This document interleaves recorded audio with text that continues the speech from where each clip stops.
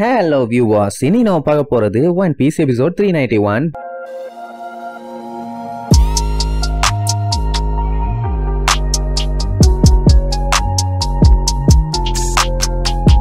Open பண்ணா அந்த சப்பாடேஜ் ஐலாண்ட தான் காட்டுறாங்க. பபிள்ஸ் எல்லாம் அது பாட்டுக்கு பறந்துகிட்டு இருக்குது. அப்படியே நம்ம கப்பலை காட்டுறாங்க. பிராங்கி, உசோப்பு, சஞ்சி இவங்க 3 பேரும் மட்டும் கப்பலே இருப்பாங்க. சஞ்சி எதுக்கு இருந்தான்னு தெரியல. ஆனா இவனுக்கு 2 பேரும் கோலா பாட்டில்ஸ் எல்லாத்தையுமே பேரல்ல ஃபில் பண்ணிட்டு இருப்பானுங்க. லாஸ்டா நடந்த சண்டையில கோலா எல்லாத்தையுமே யூஸ் பண்ணிட்டானுங்க. மறுபடியும் இந்த மாதிரி ஏதாச்சும் பஞ்சாயத்து ஆச்சுன்னா அதனால 2 பேரும் சேர்ந்து ஃபில் பண்ணிட்டு இருக்காங்க. இந்த வேலை முடிஞ்சதுக்கு அப்புறம் ஐலாண்டுக்கு போய் செம்ம ஜாலியா ஃபன் பண்ணலாங்கிற மாதிரி உசோப் சொல்லுவான். ஆனா சஞ்சி வரமாட்டேன்பா. ஏன்னா அவன் ஒருத்தருக்காண்டி வெயிட் பண்ணிட்டு இருக்கானாமா. அதனால அவங்க வந்த அவங்கள கூப்பிட்டுட்டு நான் ஷாப்பிங் போகணும்பா. இவனை யார் இங்க இருக்க சொன்னான்னு பார்த்தா அந்த நமி புள்ள தான். வேணும்னே சஞ்சி பக்கத்துல நின்னுட்டு கப்பல் ஃபுல்லா நம்ம ட்ரெஷரா வச்சிருக்கோம், யாராச்சும் வந்து ஆட்டையை போட்டாலும் போட்டுருவாயிலே, நம்ம யாராச்சும் சூப்பர் ஹீரோவை இங்க பாதுகாப்புக்கு வச்சுட்டு போகணும், யார வச்சுட்டு போலான்னு அப்படியே பயங்கரமா யோசிப்பா. அதான் நான் இருக்கல்ல, நீ ஏன் கவலைப்படுறன்னு ஆடு தானா வந்து தலையை கொடுத்துருக்கு. உசோப்ப பார்த்துட்டு அட பாவி, அவ விரிச்ச வலையில அலேக்க வந்து மாட்டிட்டியாடாமா. அவன் என்னடானா நமிதாண்டா என் குலசாமி, நான் அவளுக்காண்டி அடிமையா வேணாலும் இருப்பேன்பா. விளங்கிரும்னு காரிட்டு துப்புவான். அந்த நேரம் பார்த்து திடீர்னு ஜோரோ எகிரி குச்சி அந்த ஐலாண்டுக்குள்ள ஓடுவான். எங்கடா இவ்வளவு அவசரமா போற, வெண்ணப்பா இல்லன்னு 2 பேரும் கத்திட்டு இருப்பானுங்க. அவன் கேஷுவலா ஒரு வாக் போறேன்பான். நல்லா யோசிச்சு பாருங்க, ஜோரோ வாக் போறான்னா எந்த லெவல்ல இருக்கும். ஆல்ரெடி இந்த ஆர்கிபெலகோவே ஒரு குதர்க்கமா தான் இருக்குது. இவனை ஸ்ட்ரெயிட்டா வர சொன்னாலே ரூட் மாதிரி கண்டமேனிக்கு சுத்தி சுத்தி வருவான். இப்ப இந்த மாதிரி ஒரு இடத்துக்குள்ள வாக்கிங் போறேன்னு சொன்னான்னா விடுவாயிலா நம்மளுங்க வண்ட வண்டியா திட்டுவானுங்க. டேய் இது ஒண்ணு சாதாரண இடம் இல்ல, நீ உள்ள போனீனா அதுக்கப்புறம் உன்னைய கண்டுபிடிக்கிறது ரொம்ப ரொம்ப கஷ்டம், அதனால மூடிட்டு இருன்னு சொன்னா கேட்கவே மாட்டான். அவனுக்கு கான்பிடென்ட் என்னன்னா இந்த மாதிரி ஒரு ஸ்ட்ரெயிட் ஃபார்வர்டான ஐலாண்ட்ல போய் எவனாச்சும் தொலைவானா, அதான் எல்லா மரத்திலயும் நம்பர் போட்டு வச்சிருக்காங்களே, எவ்வளவு சின்ன குழந்தையா இருந்தாலும் இந்த நம்பரை வச்சு கரெக்டா கண்டுபிடிச்சு வந்துரும்டா என் விளக்கண்ணைகளா. அதனால பஞ்சாயத்து இல்லாம்பா. உடனே உசோப்பா அசந்துருவான். பரவாயில்லையே பையன் நல்லா ஸ்மார்ட்டா இருக்கானே, இந்த விஷயத்த நான் யோசிக்கவே இல்லையேப்பா. சஞ்சய் கூட அடா ஆமாப்பா, தேவையில்லாம உன்னை அண்டர் எஸ்டிமேட் பண்ணிட்டேன், நீ புத்திசாலி தான், நல்லபடியா போயிட்டு வா, ஒரே ஒரு சின்ன அட்வைஸ், உன்னை மட்டும் நீ நம்பாத, வழியை நம்பி வா, அப்பதான் ஒர்க் அவுட் ஆகும்பா. அவன் பார்த்துட்டு என்ன இவனுக்கு லூசு மாதிரி எல்லாம் அட்வைஸ் பண்ணிட்டு இருக்கானுங்க, இந்த இடத்துக்கு வரணும்னா ஜஸ்ட் இந்த ட்ரீ நம்பர் தெரிஞ்சாலே போதும். அப்புறம் என்ன பஞ்சாயத்துன்னு சொல்லிட்டு அந்த ட்ரீயோட நம்பரை பார்ப்பான். அந்த டைம் என்னாவும் ஒரே ஒரு பபிள் மட்டும் ஒன் சைடா வந்து மறைச்சுக்கும். அப்படி இருக்கும்போது 41ல 4 தெரியாது, 1 மட்டும் தான் தெரியும். அப்படின்னா இது 1க்கு வந்தா போதும்ல, எச்சி 1ஆம் நம்பர் மரத்துக்கிட்ட வந்தா போதும்ல, சைல்டிஷ் பாய்ஸ். அவனுக்கு எவ்வளவு வேணாலும் நீ அசிங்கப்பட்டு போட்டோம், நான் கண்டிப்பா இந்த ஐலாண்ட்ல தொலையவே மாட்டேன், அவன் பாட்டுக்கு பில்டப் பண்ணிட்டு போவான். என்ன பண்றது, 41ன்னு இருக்கதை பார்த்துட்டு 1ன்னு போறான். இனி இவன் 1ஆம் நம்பருக்கு போயிட்டு தானே ரிட்டர்ன் வருவான், ஒன்னும் பண்ண முடியாது. அதே நேரம் இங்க இவங்க எல்லாத்தையும் காட்டுறாங்க. அந்த ஹச்சி பைய கவர்மெண்ட் அபிஷியல்ஸ் பத்தி எல்லாம் எக்ஸ்பிளைன் பண்ணிட்டு வருவான். ஏன்னா இந்த இடத்துல அவங்க தான் கொஞ்சம் பெரிய கைங்க, ஏதாச்சும் எக்கு தப்பா ஆச்சுன்னா அவ்வளவுதான் மறுகையா சாலாதான். அந்த மாதிரி பெரிய ஆளுங்க எல்லாத்தையுமே செலஸ்டியல் டிராகன்ஸ்னு சொல்லுவாங்க. அவனுங்க எப்பவுமே கொஞ்சம் பயங்கரமா டெரரா தான் வருவானுங்க. எப்பவுமே மூஞ்சில ஒரு மாஸ்க் போட்டிருப்பானுங்களாமா. சாதாரண மக்கள்லாம் அவனுங்க மூச்சு காத்த கூட சுவாசிக்க கூடாதாமா. அப்படின்னா எந்த அளவுக்கு சல்லிப்பழுகன்னு பாத்துக்கங்க. இவங்க என்ன செஞ்சாலும் சரி அவங்கள எதிர்த்து பண்ற மாதிரி எதுவுமே பண்ணக்கூடாதாமா. என்கிட்ட அந்த ஒரு விஷயத்த மட்டும் சத்தியம் பண்ணுங்க அப்படி இப்படின்னு கேட்டுக்கிட்டே வருவான். லூஃபி இது வரைக்கும் அவன் பேசின எதையுமே கேட்கவே இல்லை. சத்தியம் பண்ணுங்கன்னு கேட்கும் போது மட்டும் ஓகே ஓகேம்பா. அண்ட் இன்னும் சில பல விஷயங்கள்லாம் சொல்லுமாமா. நியூ வேர்ல்டுக்கு போற மக்கள் எல்லாருமே இங்க தான் வந்து கேதர் ஆவாங்க. அண்ட் அது மட்டும் இல்லாம நம்ம லூஃபி டீம் மாதிரி ஃபேமஸ் இல்லாத பைரட்ஸும் இங்க சுத்திட்டு இருப்பாங்களாமா. பயலுக்கு இன்னும் தெரியல, தெரிஞ்சா இப்படி பேச மாட்டான். அண்ட் நிறைய மெரைன் ஆளுங்க இருப்பாங்க, பவுண்டி ஹண்டர்ஸ் இருப்பாங்க, அவங்க எல்லாம் பைரட்ஸ புடிக்கணும்னு தெரியவானுங்க. அண்ட் இங்க கிட்னாப்பர்ஸும் ஜாஸ்தி, ஏன்னா இங்க எந்த ஒரு சட்ட திட்டமுமே கிடையாது. சோ பைரட்ஸ் வாங்குறது விக்கிறதெல்லாம் தடையே இல்ல. நீங்க என்ன பண்ணாலும் சரி யாருமே கண்டுக்காத மாதிரி நடந்துக்குங்க, அதுதான் உங்களுக்கு நல்லதுன்னு அட்வைஸ் பண்ணுவான். ஏன்னா இவங்க என்ன பண்ணாலும் சரி நேவி ஹெட் குவார்டர்ஸ் பக்கத்துல தான் இருக்குது, அசால்ட்டா புடிச்சிருவானுங்க. அண்ட் இங்க இருக்க பவுண்டி ஹண்டர்ஸ் எல்லாம் நார்மலான ஆளுங்களே கிடையாது, எல்லாம் கொஞ்சம் கொலவெறி புடிச்சு கொடூரமா தெரியறவங்களாமா. அண்ட் இதோட இன்னொரு விஷயமும் இருக்கும்பா. ஏய் ஒரு விஷயம்னு சொல்லி 9000 விஷயம் சொல்லிட்டா, போதும் போதும் லிஸ்ட் பெருசா போறது. ஆமா உன் மண்டையில என்ன பிளாஸ்டர் எப்ப அடிபட்டுச்சுன்னு கேட்டா அவன் அதுக்கு ஒரு ரீசன் சொல்லுவான் பாக்கணுமே. அதான் என்னால தாங்க முடியல, இந்த இடத்துக்குள்ள ஃபிஷ்மேனாவோ மெர்மைடாவோ வரவே கூடாது, வந்தா அப்படியே லபக்குன்னு கேட்ச் பண்ணி கொண்டு போய் வித்துருவானுங்க, அதனால மனுஷங்க மாதிரியே நடந்துக்கிறாங்களாமா. அதுக்குதான் இந்த கெட்டப் சேஞ்ச். இப்படி ஒரு மாறு வேஷத்தை உலகத்துல நான் பார்த்ததே இல்லடா சாமிபா. உடனே ரோபினோ அப்படின்னா நம்ம சிட்டிக்கு போனதுக்கு அப்புறம் சிட்டிசன்ஸ் எல்லாம் எப்படி இருப்பாங்களோ அதே மாதிரி இருக்கலாம் லூஃபிம்பா. ஏன்னா அந்த ஆக்டோபஸ் பண்டைய அப்படித்தானே கேஷுவலா இருக்க சொல்றான். ஆனா அந்த லூஃபி பைய கொஞ்ச நேரத்திலேயே விளையாட்ட ஆரம்பிச்சிட்டான். அதாவது அங்க இருக்க பாலை புடிச்சு மண்டைய உள்ள நுழைச்சு கையையும் உள்ள நுழைச்சு பாத்தீங்களா உள்ள போயிட்டேன்னு சொல்லிட்டு மொத்த பாடியுமே உள்ள கொண்டு போயிருவான். அது கீழே விழாம அப்படியே மிதந்துகிட்டு இருக்கும். அது மட்டும் இல்லாம எந்த ஒரு லீக்குமே இல்ல. உடனே அந்த டைம் ஒருத்தன்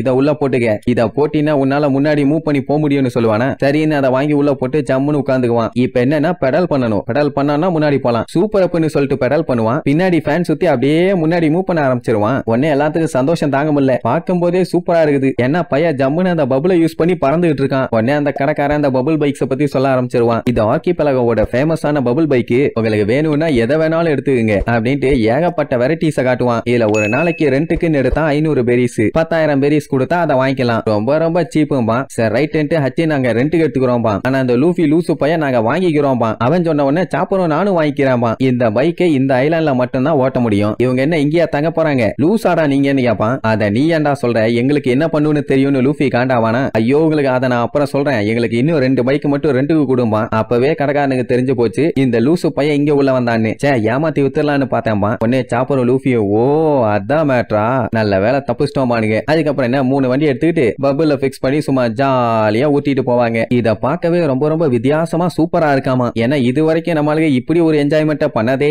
இல்ல. உடனே ப்ரூக்கு பாட்டு பாடும் போல தோணும். அந்த டைம் இந்த லூஃபி பேசாம இந்த பபுள் பைக்கை நான் வாங்கிடலான்னு பாக்குறப்பா, சூப்பரா இருக்குதும்பா. உடனே ஹச்சி ஒரு கேள்வி கேட்பான். நீ இந்த பபுல்ல மேல போனியே, மேல போன உடனே வெடிச்சு கீழே விழுந்தியே, அது எப்படி விழுந்தான்னு கொஞ்சம் சொல்லும்பா. அட ஆமாப்பா, நான் எல்லா பபுள்ஸ்லயும் ஜம்ப் பண்ணி மேல போய்கிட்டே இருந்தேன். மரத்துக்கு மேல போன உடனே ஒரு லிமிட்டுக்கு மேல எல்லா பபுள்ஸுமே கண்ணா பின்னான்னு உடைய ஆரம்பிச்சிருச்சுமா. அப்படின்னா இந்த சப்போடி ஆர்கிபெலகோட கிளைமேட் ஏரியாவை விட்டு அந்த பபுள் வெளியே போச்சுன்னா அது பட்டால்னு வெடிச்சிரும். இந்த அசல் மசல் மேங்க்ரோவ்ஸ் தான் இந்த பபுள்ஸ் எல்லாத்துக்குமே ஏத்த சூட்டபிளான கிளைமேட். இந்த இடத்தை விட்டு அந்த பபுள் வெளியே போனாலே அந்த ரெசினுக்கு அந்த அளவுக்கு கேப்பபிலிட்டி இல்ல. சோ டப்புன்னு வெடிக்க தான் செய்யும்பா. ரோபின் ஆச்சரியமா கேப்பா. அப்படின்னா இந்த பபுள்ஸ் எல்லாத்தையும் எடுத்துக்கிட்டு ஐலாண்டை விட்டு வெளியே போக முடியாது கரெக்டானு கேட்டா ஆமாம்பா. ஆக்சுவலா இங்க வரவங்க எல்லாம் என்ன பண்ணுவாங்களாமா, இந்த பபுள்ஸ் எல்லாம் பைக்கை மாட்டி ஜாலியா ஓட்டிட்டு நல்லா இருக்கேன்னு சொல்லி அந்த பைக்கை வாங்கிடுவாங்க. ஆனா இங்க இருந்து தான் வெளியே கொண்டு போக முடியாது. அதுக்கப்புறம் ரிட்டர்ன் கொண்டு போய் கொடுத்தாலாம் வாங்க மாட்டான். இது ஒரு கேவலமான பிசினஸ், ஏமாத்திட்டு திரிவானுங்க. அதனால ரெண்டுக்கு எடுக்கிறது மட்டும் தான் நல்லதும்பா. ஆனா லூஃபி அப்பம் கூட இல்ல, நான் இந்த பைக்கை வாங்காம விட மாட்டேன், நீங்க சொல்றதை என்னால ஏத்துக்க முடியாதும்பா. அப்புறம் நமி மறுபடியும் சொல்லுவாடே மூலகட்ட முட்டா பையல,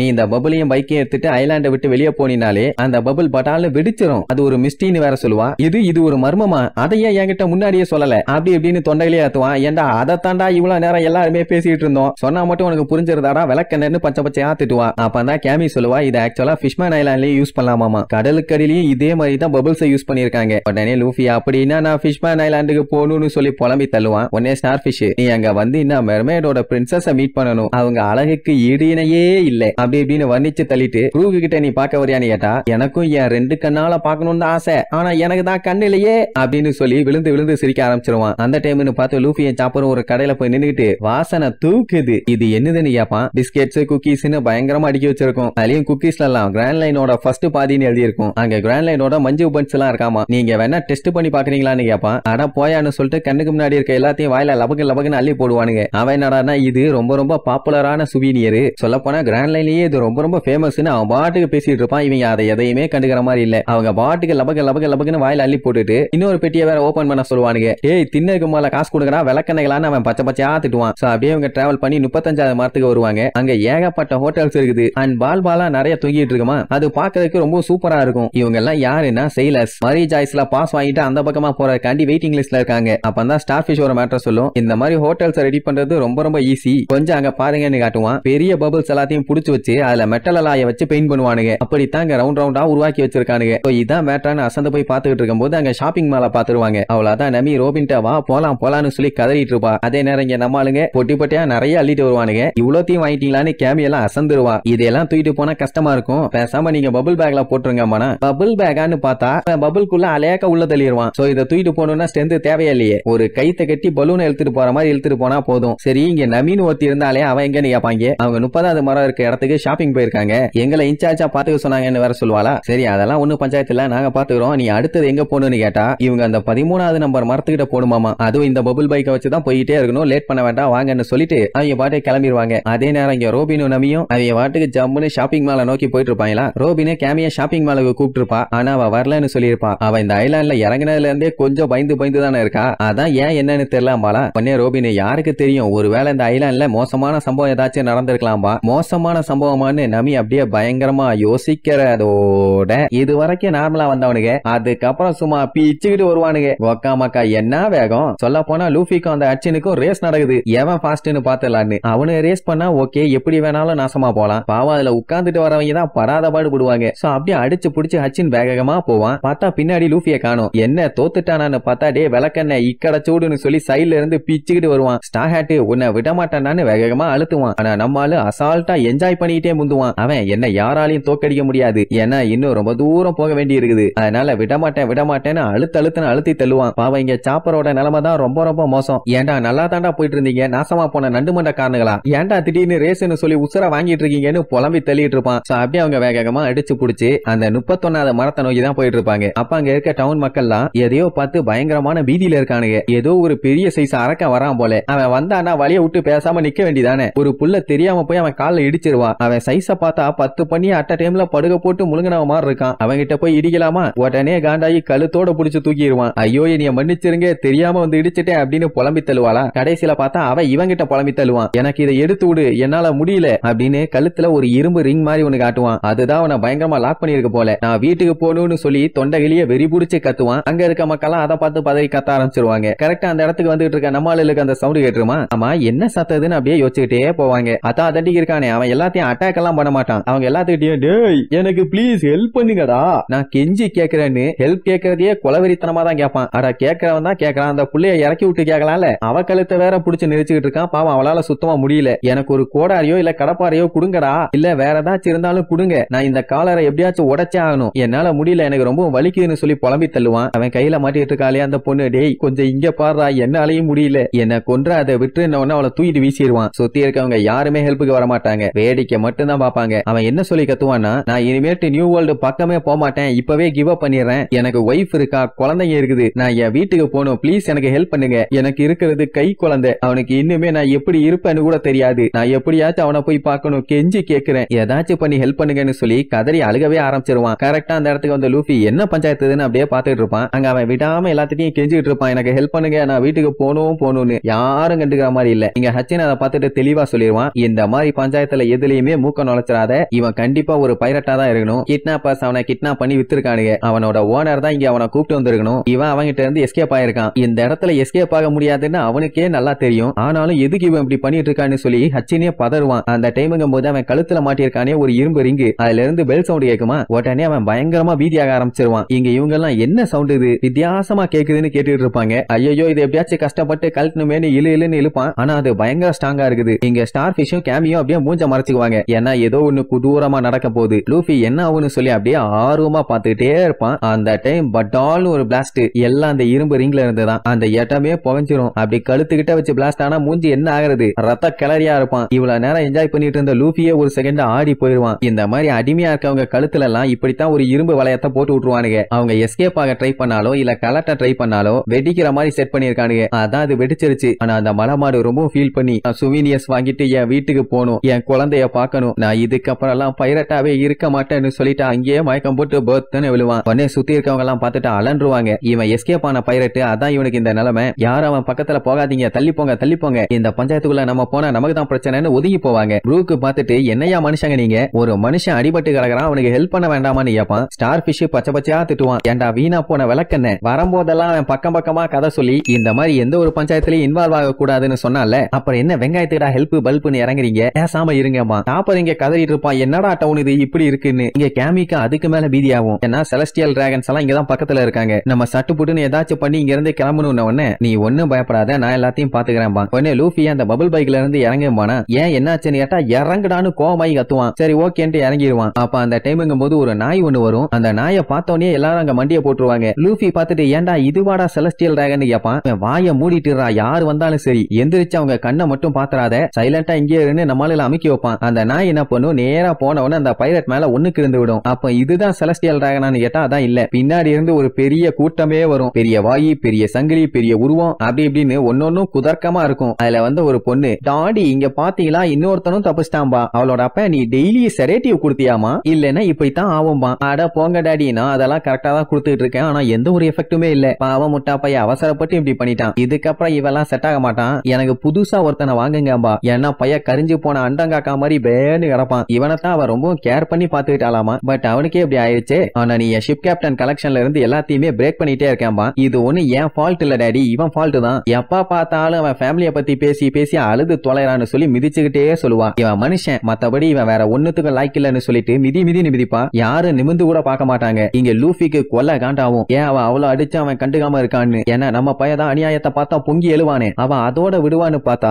புசுக்குன்னு கண்ணு எடுத்து டப்பு டப்பு டப்பு டப்புன்னு அவனை ஷூட் பண்ணிடுவான். இனிமேட்டு நீ எனக்கு தேவையே இல்லைன்னு. அவ்வளவுதான் நம்மளுக்கு அத்தனை பேருமே பார்த்துட்டு மிரண்டுருவாங்க. ஏன்னா லைவா இந்த மாதிரி ஒரு கொடுமையான சம்பவத்தை பாக்குறாங்க. லூஃபி விடுவானா வெகுண்டு எழுந்து கொய்யால அவங்கள கொல்லாம விட மாட்டேன்னு கத்த போவான். ஆனா ஹட்சின் புடிச்சு அமுக்கிடுவான். கம்முன்னு கெடரா பஞ்சாயத்து பெருசாயிரும்னு. அவன் என்னடான்னா எனக்கு இன்னொரு ஸ்லேவ் வேணும், எனக்கு வாங்கி கொடுங்கன்னு கேப்பா. அவங்க அப்பங்காரன் அதெல்லாம் வேண்டாமா, நீ சின்ன வயசுல இருந்தே யாரையாச்சும் வளர்த்த ஆரம்பி, அப்பதான் கரெக்டா இருக்கும்னு அட்வைஸ் பண்ணுவான். ஆனா அவளுக்கு வீக்கான ஆளெல்லாம் தேவைப்படாதான், நல்லா ஸ்ட்ராங்கா கெடாமாடு மாதிரி இருக்கணும்னு சொல்லிட்டு போவா. இங்க நம்ம லூஃபிக்கு கொல்ல காண்டாவும். ஆனா ஹட்சின் விடவே மாட்டான். பேசாம இரு, அவங்க எல்லாம் நேவி ஆளுங்க இப்படித்தான் இருப்பாங்கன்னு சொல்லி நம்ம இந்த பஞ்சாயத்துல எல்லாம் இன்வால்வ் ஆனா அவ்வளவுதான், அதனால இதை விட்டு விலகியே இருக்கணுங்கிற மாதிரி சொல்லுவான். அங்க பார்த்தா திடீர்னு மேரை நாளுக்கு வந்து அவனோட டெட் பாடியை அள்ளி போட்டு போவானுங்க. கட் பண்ணா எல்லாம் ஒரு ஓரமா உட்காந்து பயங்கரமா ஃபீல் பண்ணுவாங்க. கேமிக்கு காஃபி எல்லாம் ஊத்தி கொடுப்பான் நம்ம ப்ரூக்கு. அவன் வேண்டாண்டிடுவான். ஏன்னா இப்படி ஒரு சம்பவத்தை பார்த்துட்டால, சரி அவன் அப்படி சுட்டுட்டு போனாலே அவன் திரும்பியும் பொழைப்பானாங்கிற மாதிரி லூஃபி கேட்பான். அவன் பொழைச்சாலும் அவனை வெளியெல்லாம் விட மாட்டானுங்க, திருப்பி ஜெயில தான் போடுவானுங்களாமா. ஏன்னா அவன் ஒரு பைரட்டு. சாப்பருக்கு ஒரு விஷயம் புரியல, என்னன்னா அவன் இருக்கிற சைஸுக்கு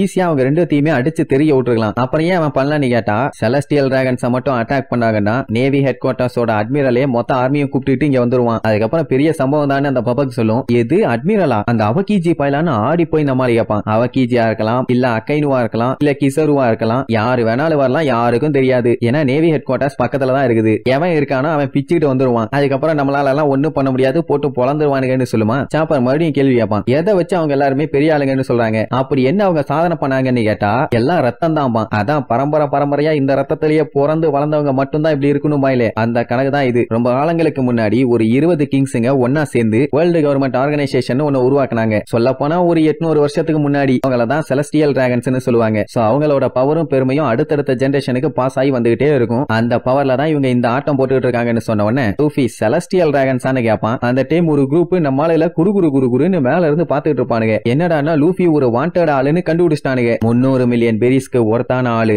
இவனை தூக்கிடலான்னு சொல்லி படு பயங்கரமா அவனுங்க பிளான் பண்றதோட இந்த எபிசோடுக்கு எண்டு கார்டு போட்டு முடிக்கிறாங்க.